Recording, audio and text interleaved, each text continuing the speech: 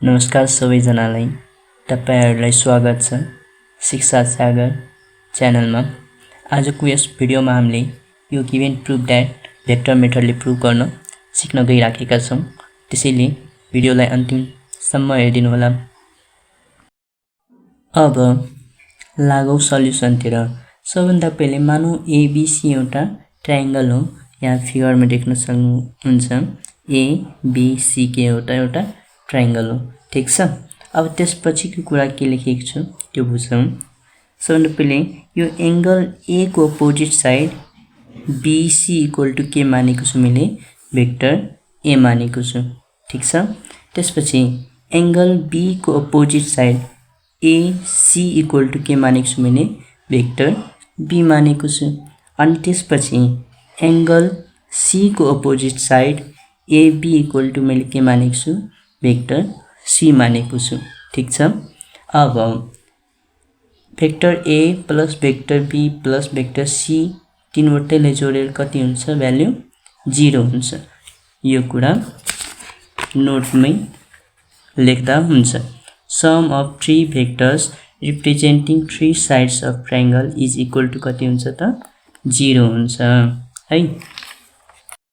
अब यहाँ यो फिगरमा पनि बुझ्नु भएन यो कहाँबाट आयो यो कहाँबाट आयो बुझ्नु भएन भने यहाँबाट बुझ्न सक्नुहुन्छ है। अब यो एउटा के हो मानौ स्ट्रेट लाइन हो है। अनि यो एउटा एंगल हो अनि एउटा अर्को एंगल यो हो। इफ यो एंगल ए हो भने यो एंगल कति हुन्छ 180 डिग्री माइनस ए हुन्छ। यो कुरा यहाँबाट मजाले बुझ्न सक्नुहुन्छ। ठीक छ। त्यही कुरा यहाँ पनि भएको छ। यो एंगल बी हो अनि यो एंगल कति हुनु पर्यो 180 डिग्री माइनस बी हुनु पर्यो। अनि पाई बनाले त 180 डिग्री हो नि त। त्यस्तै यो एंगल सी हो भने यो एंगल कति हुन्छ पाई माइनस सी हुन्छ। यो कुराहरु यहाँबाट बुझिन्छ।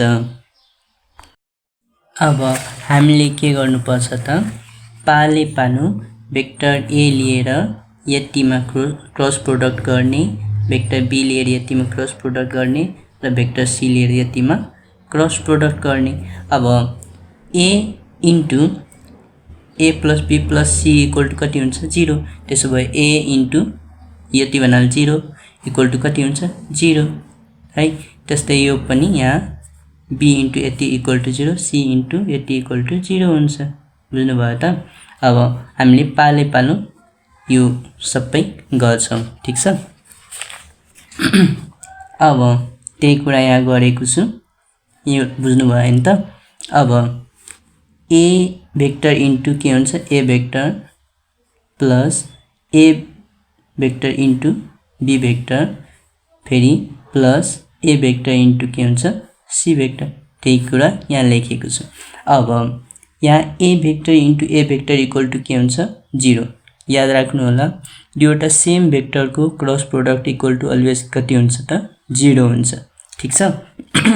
अनि त्यसपछि बाँकी के छ यहाँ vector A into vector B. ठीक छ।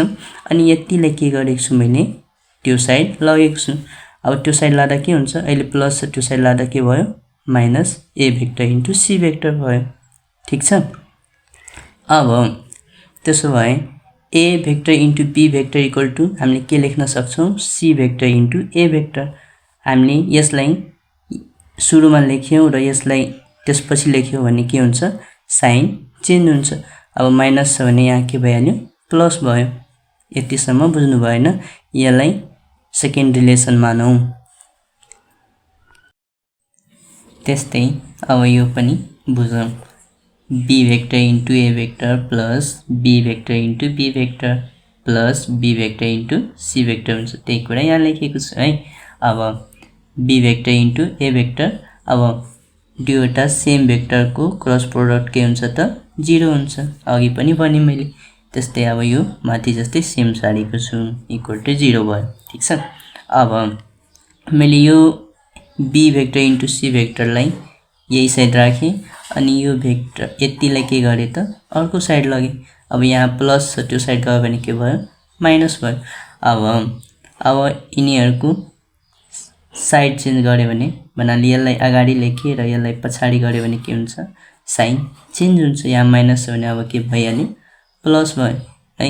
अब यसलाई के मान्दिए मैले थर्ड रिलेसन मान्दिए। ठीक छ। त्यसैगरी अब यो पनि बुझौँ C vector into A vector plus C vector into B vector plus C vector into C vector equal to 0 हैन त। अब C into B vector plus अब C vector into C vector के हुन्छ त 0 हुन्छ हैन त। अब यो सी भेक्टर इन्टु ए भेक्टरलाई मैले के गरेँ त त्यो साइड लगेँ, त्यसैले यहाँ प्लस थियो, अब त्यो साइड गएर के भयो त माइनस भयो हैन त। अब त्यसपछि यो C vector into A vector जुन छ यसलाई ए इन्टु सी भेक्टर बनायो भने के हुन्छ, यो माइनस छ भने यो माइनस हटिहाल्छ, त्यही गरेको छु। ठीक छ। अनि त्यसपछि अब यहाँ मैले B vector into C vector यसलाई लेखेँ भने यहाँ माइनस आउला हैन। अनि यसलाई पनि C vector into A vector गरे भने के आउला, यहाँ माइनस आउला, दुईटैको माइनस कट्यो भने B vector into C vector equal to के हुन्छ C vector into A vector हुन्छ है। अनि यसलाई के मान्दियौ रिलेसन 4 मान्दियौ। ठीक छ। अब सेकेन्ड थर्ड र फोर्थ रिलेसनमा हामीले के पाउँछौँ ए इन्टु बी भेक्टर बराबर B into C vector equal to के पाउँछौँ C vector into A vector.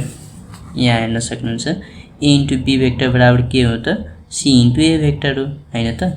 अनि सी इन्टु ए भेक्टर बराबर त के रहेछ बी इन्टु सी भेक्टर।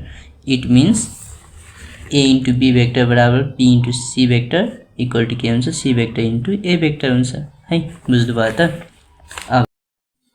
अब यो सबै इक्वल छ हैन भनेपछि यिनीहरूको म्याग्निट्युड पनि के हुन्छ त पक्कै पनि इक्वल हुन्छ, त्यही गरेको छु। अब बुझौँ यति इक्वल टु हामीले के लेख्न सक्छौँ, हामीलाई फर्मुला के हुन्छ त यो फर्मुला हो है। अब यो यहाँ थीटा बनाले के हो भेक्टर ए र भेक्टर बी बीचको एंगल हो। ठीक छ। बुझ्नुभयो। अब यसलाई फिगरबाट बुझौँ।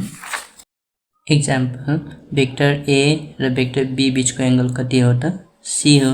त्यस्तै भेक्टर बी र भेक्टर सी बीचको एंगल कति हो ए हो र भेक्टर ए र भेक्टर सी बीचको एंगल कति हो त बी हो। अब फर्मुला अकर्डिङ लेख्दाखेरि ए इन्टु बी भेक्टरको म्याग्निट्युड इक्वल टु के लेख्न मिल्यो यति लेख्न मिल्यो है। त्यही कुरा यहाँ लेखेको छु।